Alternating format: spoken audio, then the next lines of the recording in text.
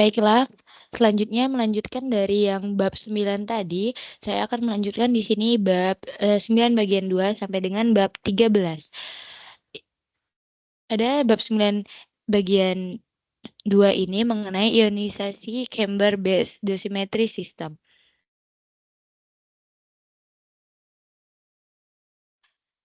Sistem dosimetri berbasis ruang ionisasi terdapat prinsipnya yang cukup sederhana, terdiri dari 3 komponen. Yang pertama, ruang ionisasi yang sesuai, elektrometer, dan satu daya.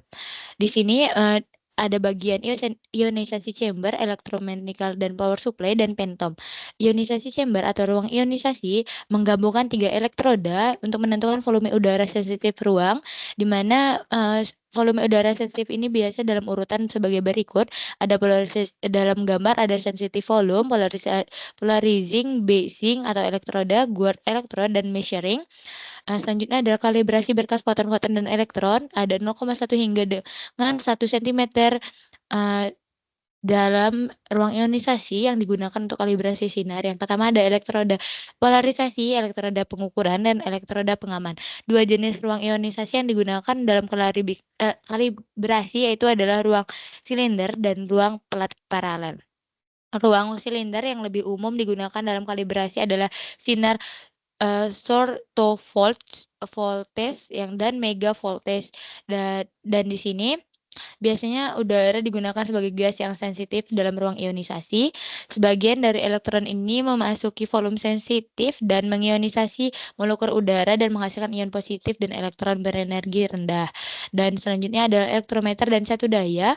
Ruang ionisasi biasanya itu sebuah kapasitor di mana arus bocor atau muatan bocor diinduksi melalui aksi sinar radiasi.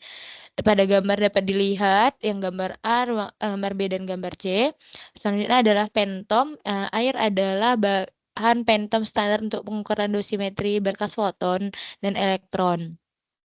Nomor atom efektif Z tergantung pada komposisi atom campuran dan juga radiasi campuran. Untuk rumusnya dapat dilihat pada layar. Rumusnya ZF sama dengan sigma AI Z1 kuadrat per A kuadrat, di mana AI adalah fraksi massa unsur penyusun, dan Z1 dapat dilihat dan AI1 dapat dilihat.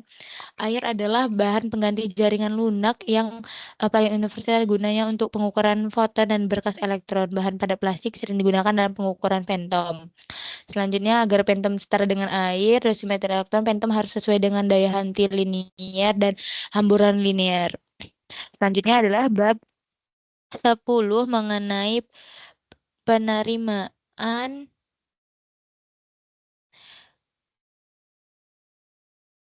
Pada bab 10 ini membahas mengenai uji penerimaan pengukuran.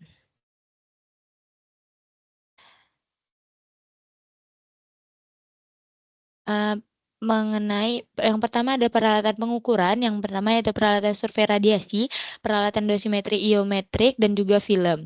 Yang pertama peralatannya juga adalah dioda, dada phantom plastik, dan phantom air.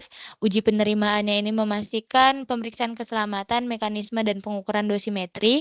Pemeriksaan keselamatan itu interlock lampu peringatan dan peralatan pemantauan pasien.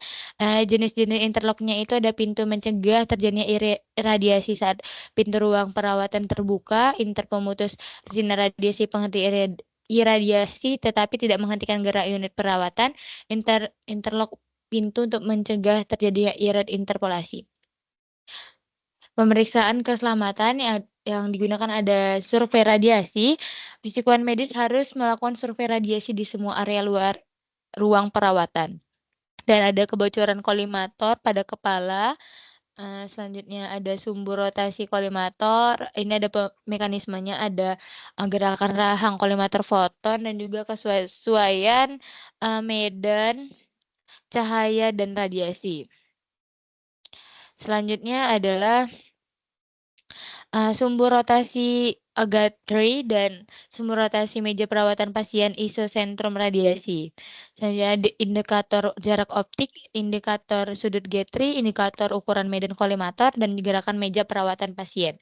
Pengukuran dosimetri ini ada dilihat dari energi fotonnya, dia keanekaragaman berkas foton, ada dikenal dengan foton penumbra, di mana didefinisikan sebagai jarak titik dosis 80% dan 20% pada profil sinar melintang. Pengukuran dosimetri ini ada energi, elektron beam Bremsstrahlung contamination, dan elektron beam uniformity. Selanjutnya ada pengukuran dosimetri, ada elektropenumbra, monitor karakteristik, dan art terapi.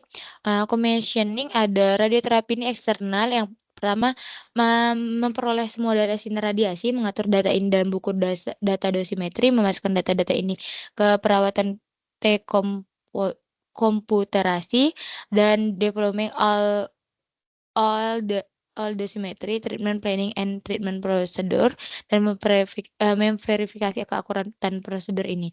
Untuk pengukuran phantom beam sendiri ada central axis vented depth dose, output factor, dan blocking tray factor, multi leaf collimator, output factor, dan central axis wedge transmission factor, dan dynamic wedge, exchange dose, interface dose, dosimetri, virtual source position atau dikenal dengan VCP, selanjutnya central axis vantage deep dose, output factor, dan transverse beam profile.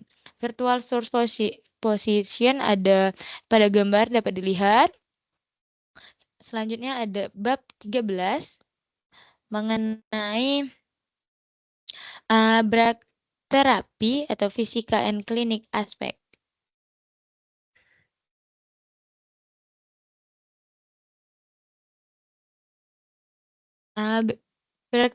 Brachytherapy atau dikenal dengan suriterapi atau indiosuriterapi adalah istilah digunakan menggambarkan pengobatan kanker jarak pendek dengan radiasi dari sumber radionuklida kecil dan enkapsulasi. Jenis perawatan ini diberikan menempatkan sumber langsung ke dalam atau dekat volume yang diobati.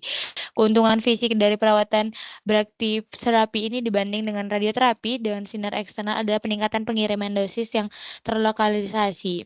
Nah, foton-foton source-nya, karakteristiknya ada practical consideration, dan ada fluensi radiasi yang berguna dari sumber brachytherapy secara umum, yaitu merupakan komponen terpenting dari radiasi dan juga sinar karakterisasinya dan juga sinar karakteristik Bremsstrahlung.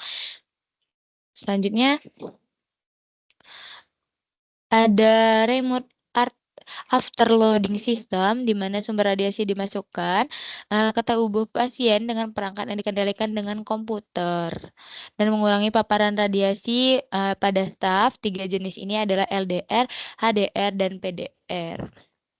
Selanjutnya, perencanaan penempatan benih dan distribusi dosis, teknik perencanaan ultrasonografi dan tomografi tekomputasi, ada permanen proses implan, di mana pemilihan radionuklida untuk implan prostat, dan teknik perencanaan ultrasonografi dan tomografi tekomputasi, dan ada juga penempatan benih dan distribusi dosis, ada teknik perencanaan ultrasonografi dan dekomputasi. Ada plak mata atau menula intraokular adalah tumor mata yang paling umum. Plak mata ini berisi diaplikasikan secara eksternal pada skela atau luar dasar tumor. Untuk terapi ini intravaskular. Selanjutnya ada dose distribution around source, ada AAPMTH 430 algorithm. Selanjutnya ada pada rumus tersebut. Selanjutnya ada order calculation method for point source, ada pada rumus dan pada grafik tersebut dapat dilihat. Selanjutnya linear source, ada pada rumus anti-filter line source in air. Yang kedua filter line source in air dan filter line source in water. Ada manual dose calculation, ada manual summation of dose, ada frequent dose distribution. Selanjutnya computer treatment planning, source location dan dose calculation, distribution display. Yang selanjutnya calculation treatment time use Petersson-Parker table, choose the reference point dan decay correction. Commission Component Break Terapi, Sistem Perencanaan Perawatan atau dikenal dengan TPS, pemeriksaan prosedur rekonstruksi. Selanjutnya ada pemeriksaan konsistensi, ada jumlah satuannya, ada juga perhitungan dosis komputer versus manual untuk sumber tunggal. Selanjutnya ada pemeriksaan koreksi peluruhan.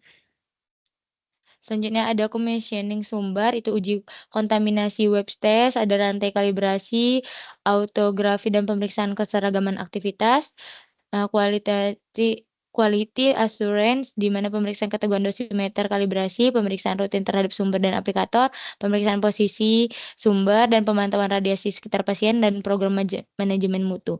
Drug terapi ini versus external beam itu adalah metode paling penting pengobatan KKN memungkinkan perlakuan konformal tanpa memerlukan teknologi yang besar. Meskipun biasanya melibatkan invasif atau interstisial, menjadikan pilihan kedua setelah radioterapi sinar eksternal. Departemen Onkologi merawat sekitar 80% pasien dan teknik sinar eksternal dan 10-20%. Sekian dari bab bab 9, 10 dan 13 dari saya sekian. Assalamualaikum warahmatullahi wabarakatuh.